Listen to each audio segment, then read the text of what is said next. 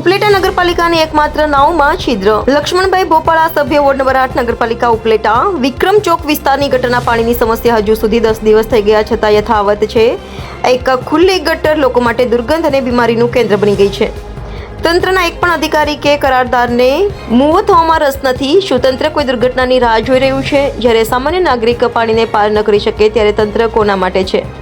આ કંઈક પ્રશ્નો છે જે ઉપલેટા નગરપાલિકા પાસે હાલ ઉતરતા ન હતા, છે કે ન હશો. ફરિયાદો છતાં કામ કેમ અટક્યું? તાકીદે કામ શરૂ ન થાય તો જવાબદાર કોણ?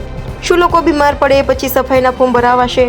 હું લક્ષ્મણભાઈ ભોપાળા, વોર્ડ નંબર 8નો નગરપાલિકા સદસ્ય હોવાને નાતે તાકીદે ગટરની કામગીરી પૂરી કરવા માંગ કરી રહ્યો છું. જો નહીં થાય તો જનતાની સાથે મૌન ધારણ કે લેખિત આંદોલન દ્વારા આગાહી કરીશ.